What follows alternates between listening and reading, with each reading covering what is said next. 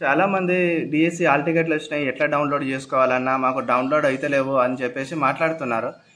నేను వాళ్ళ కోసం ఒక చిన్న వీడియో అయితే చేయాలనుకుంటున్నా. ఆ వీడియో ఇక్కడ చూడండి. ఇక్కడ మనం డెస్క్టాప్ వర్షన్లోకి వెళ్తే ఇట్లా గూగుల్ ఉంటుంది కదా, ఈ గూగుల్లో మనం కర్జర్తోని ఇందులో ఇట్లా టీడీడిఎస్ ఒక ఓన్లీ కొడితే సరిపోతుంది. ఇట్లా వెబ్సైట్లో ఇట్లా లింకులు వస్తాయి.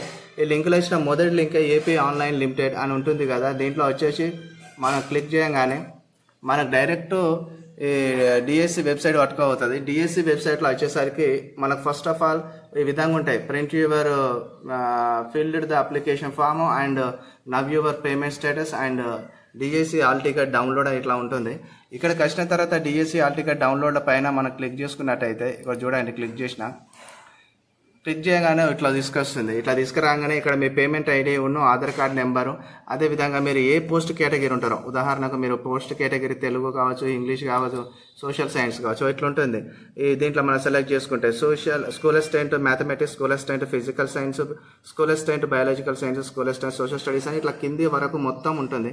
ఈ పక్కన మనం స్క్రోల్ చేసుకుంటా పోతే చివరి వరకు తీసుకెళ్తుంది. చివరి వరకు ఏ అయితే సబ్జెక్ట్స్ ఉంటాయో ఆడి వరకు తీసుకెళ్తుంది. అక్కడ వరకు పోయిన తర్వాత మీరు ఏ సబ్జెక్ట్ అప్లై చేసినో దానికి వెళ్ళవచ్చు. మీడియం అనేసరికి ఇక్కడ ఇంగ్లీష్ మీడియం వాళ్ళు, తెలుగు మీడియం వాళ్ళు ఉంటారు, ఉర్దూ మీడియం వాళ్ళు కూడా ఉంటారని చెప్పేసి మీకు తెలుసు. ఇక్కడ చూడండి, ఇక్కడ వస్తుంది ఆల్రెడీ, కానీ ఇక్కడ రావట్లేదు. ఎందుకంటే ఇక్కడ మనం సెలెక్ట్ చేసుకోవాలి. ఏదో ఒకటి సెలెక్ట్ చేసుకున్న తర్వాత సబ్జెక్ట్ సెలెక్ట్ చేసుకున్న తర్వాత ఇంగ్లీష్, తెలుగు, హిందీ, ఉర్దూ, కన్నడ, మరాఠీ అని వస్తుంది. ఇక్కడ మీ డేట్ ఆఫ్ బర్త్ ఒకటి ఉంటుంది. ఇక్కడ నా డేట్ ఆఫ్ బర్త్ నా ఆధార్ కార్డ్ నెంబర్తో లాగిన్ అవుతున్నా. అట్లానే దీనికి సంబంధించిన డీటెయిల్స్ స్కూల్ అసిస్టెంట్ సోషల్ కాబట్టి అదే మీడియం తెలుగు కాబట్టి కూడా పెట్టిన. ఇక్కడికి వచ్చిన తర్వాత గెట్ డీటెయిల్స్ కాడికి వెళ్ళి మనం ఒక్కసారి గెట్ డీటెయిల్స్ నొక్కితే ఇక మన హాల్ టికెట్ వచ్చేసింది. చూడండి, హాల్ టికెట్ డిస్ప్లే అయింది. ఇక్కడికి వచ్చిన తర్వాత మనము ఇక్కడ ప్రింట్ నొక్కుడుతోనే మన ప్రింట్ బటన్ తీసుకుంటూనే వస్తుంది.